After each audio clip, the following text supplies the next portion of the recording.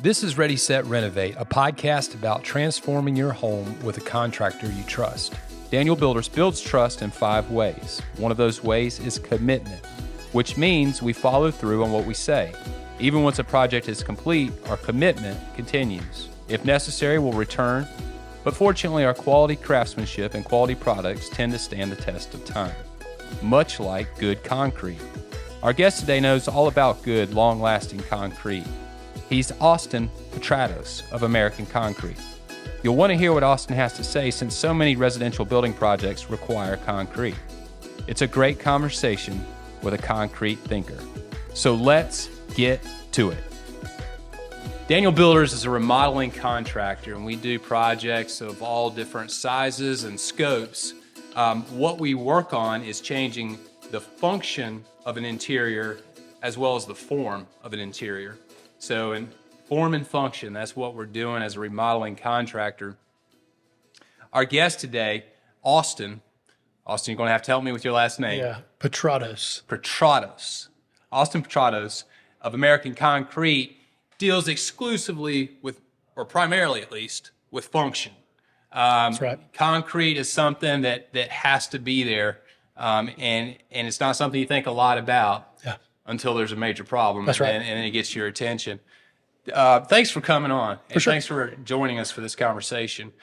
Tell us a little bit about how you got into concrete. Where did that all start for you? For sure. So I've been doing concrete, it'll be 5 years this upcoming year. Really kind of got into it as just a sales role at first, is kind of how it was kind of presented to me. I was in the convenience store business actually before kind of transitioning into this. Have some friends in the business kind of asked me, hey. So connections kind of pulled you Absolutely, in? kind of pulled me in. Hey man, you're in this, you sell all these kind of different products. I feel like you're good at it. Would you like to be a part of the team maybe and just kind of see where you're at? I was like, okay, cool. I don't know about concrete, but I'd love to learn about it. So that's kind of how it started. And this was how long ago was it? 5 years ago. Okay.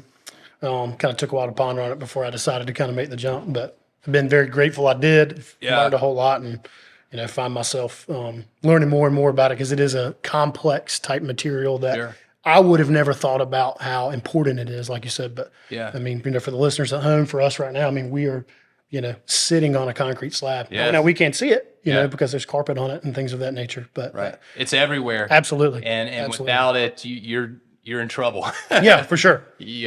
So what makes good concrete? How do you get the right combination of ingredients to produce good concrete? What is that? Process look like? So basically, concrete is made of just a few things. It's made of different types of aggregate, which aggregate is anything from rock, sand, other types of stone, maybe like a specific type of sand. I'm trying to think like another type of aggregate that we can use. I mean, aggregate also too comes from different quarries all around the country. There's certain types of stones that are pulled from like volcanic type places or whatever that makes it. So, but that's one component. Another component is cement and fly ash. Fly ash, what is that? So fly ash is really just more of a filler product for concrete, whatever. The most important thing that provides your strength in your concrete is the cement, whatever. And then obviously the third and fourth thing, third thing being water, fourth thing being a different amount of chemicals that make the concrete do specific things that the contractor needs it to do. That makes sense. So what American Concrete does is they mix the concrete, they keep the concrete from, I guess, hardening until it needs to. And that's where you see the big trucks that are keeping it rolling, right? That's right. Keeping it from settling and setting. Yeah. And then they deliver it to the site. What do you do from there? Yeah, so essentially we are the ready mix side of concrete. We are really the first component that starts it right. We have batch houses all over the upstate of South Carolina that mixes these products into our drums. Our truck leaves the yard heading to the job / contractor, wherever we're at. And what that does is it gives it an ample amount of time to mix thoroughly. So when we show up on the contractor's job that we're doing business with, it is to their liking, to their desire, what they're trying to use for. And we proceed to pour it out of the truck where the contractor or for better terms, the finisher places and finishes the concrete to the customer's liking. So you're supplying it, you're transporting it. That's correct. You're getting it to the right place. But then as far as finishing it, the contractor takes over at that. That's point. correct. Okay. Our responsibility is to bring the concrete on the desired slump and desired mix that the contractor has asked us for. Slump has to pertain with how stiff and how wet the concrete is. And then the mix is anything from your residential driveway mix at, a person's home to a very, I want to say, advantageous mix, which it would be commercial type mixes where, these big buildings in downtown Greenville or huge gas station parking lots where you have these big vehicles traveling on. So that's where you get into kind of the complicated things of concrete. Sure. But those two things are what is the driver's responsibility to do when they show up on the job, is to provide the correct mix and also provide the correct slump on the job. And then the contractor signs off on it and they're That's clear right. to go And pour it out. and pour it out. That's right. Interesting. Who are some of those contractors? Are you working with residential guys? Are you working with all major commercial GCs? Yeah. Or a mixture? So I would say we're about 75 to 80% residential and about 20 to 25% commercial. Obviously, those numbers vary throughout the year, depending on the type of projects, depending on the type of development neighborhoods that are coming to this area. We all know this area is growing very rapidly. Booming, yes. Yeah. So, we may bring a 5-yard order, which is only a half a truck. And that's another thing for the viewers to know. Each concrete truck can hold up to 10 yards of concrete. So when I say a half a truck, that's 5 yards. So we will do anything as small as that, which is usually for maybe like a patio, which some of you guys I know Explain are. that a yard. 'Cause Yeah. When you think a yard, you're not talking about just, That's right. 3 feet. So a yard makes up what's the products that I discussed earlier with your aggregates, your cement or fly ash, your water, your admixtures, which is what makes the concrete do certain things. So that's But it's an amount of- That's correct. It's an amount of those, and it's kind of, you think about it as like in a vacuum, and each specific poundage of those items is what makes up a yard of I concrete. see. Okay. Yep. So it's a quantity. That's correct. That you're getting there, a half a yard, or 5 yards. That's right. Yeah. I see. So we do something as small as that to something as, I just recently bid a 7,000-yard job in Anderson or whatever. So, Wow. Well, give us an idea. Like if you're doing a 2,500 square foot home and you're pouring the concrete pad, that's right. what kind of quantity of concrete are you using there? So anywhere around 2,500 square feet, which is a good number to use. That's kind of how we kind of measure stuff like that, between 2,000 and 3,000, depending on how deep your footers are and how thick the homeowner desires the slab to be. I would say you're anywhere from 40 to 60 yards of concrete, and that is a large variance, but you run into a lot more qualifications on things with the thickness of your slab.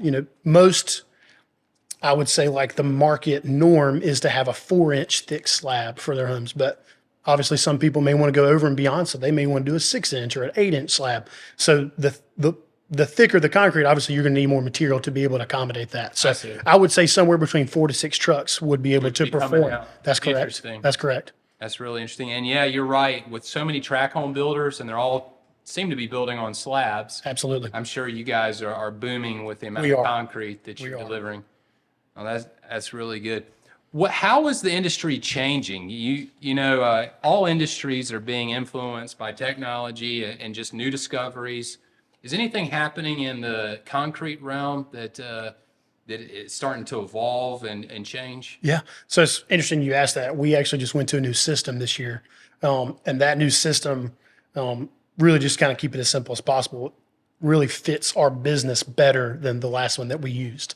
We're able to really get a little bit more creative to reach more people by going further. And that's just being able to accommodate the customer better, right? We're able to do things on tablets now in our trucks where most of the time we'd have to send paper with them to get to the job and things of that nature. And they're able to take pictures on those tablets if they have issues on the job. They're able to record all their information for the truck, because, it's you have to have a CDL to drive these vehicles. So the driver has quite a few qualifications to be able to operate the vehicle daily. It's able to be tracked all on that tablet, which is really neat and Makes something it more efficient, I'm sure. Absolutely. We're able to record things better, able to keep better data for these drivers and things like that, keep up with how many loads they're doing, making sure we're getting them off the clock, things of that nature. So I would say that's a huge thing. And our system is more proficient than it was on the last one we had last year. We just went to in April, and we've been able to see probably 10 to 15% uptick of business because of that. Really? So, absolutely. You can accommodate more people quicker. That's right. That's interesting. So is there any competition to concrete? Like, concrete's been around for a long time. Yeah. Seems to be the go-to for a lot of different applications. Yeah. Will it ever go away in your mind? I don't think concrete will ever go away. I would say, when you're kind of thinking of pricing these things, what you're looking for, obviously asphalt is a competitor of ours, Is it right? really? Okay. Absolutely. I was curious about that. Absolutely. So asphalt is, you cannot build a home structure on an asphalt slab, but you can do asphalt parking lots, asphalt driveways, patios, however you want to think about that. Just like concrete. That's correct. Okay. Yeah. So that would be that competition of it. Unfortunately, with asphalt, and obviously I'm biased in saying this or whatever, but you have to resurface asphalt years later and do some maintenance among asphalt. With concrete, if it's poured and finished correctly, it's a lifetime product. Yeah. And that's the beautiful thing about, me being able to have these conversations is concrete. Like I said, if it's done correctly, we do our job and the finisher does their job. You're done for life at your home. You know what I'm saying? So that is a cool thing to be able to offer. Sure. Well, concrete has other applications too, like countertop surfaces. That's right. Yeah. It's really a neat product. It is. And environmentally, there's no real issue with it, right? No. The only environmental issue is what we deal with on our plants. You know what I'm saying? Extra concrete coming back from jobs, or the way we have waste and things like that. So we do deal with DHEC in that aspect, but we keep our books up to date and things like that. So that's the only problem with concrete, because once concrete is hard and tried, it's not being moved, right? Yeah. Last question. I just want to find out, if you're a homeowner and you just want to understand the condition of the concrete around your home or under your home, what are some maintenance tips you can give to some of our viewers on just how to check the quality of concrete? For sure. So if you run into some type of situational things, like say you buy a home and you have some maybe bridging or where the concrete is kind of coming up some, usually there's a couple of things there, but usually you have a tree nearby that roots are growing under it, pressing up. Obviously you either have to tear that out eventually because it's going to continue to press up, or you cut the tree down. You can kind of do some small application things to fix that. It's never going to be repaired completely because the damage is already done, right? Apart from ripping it all up and redoing it. That's correct. There's one thing. If you're looking for the aesthetic view of concrete, how some people have, and I know y'all do a good bit of these. Me and your dad have talked about them before, is the pergolas and stuff y'all do with the concrete pads, and being able to pour that correctly, but also there's sealers that are involved to be able to preserve that look, whether it's, stamping the concrete or the color that's involved and things of that nature.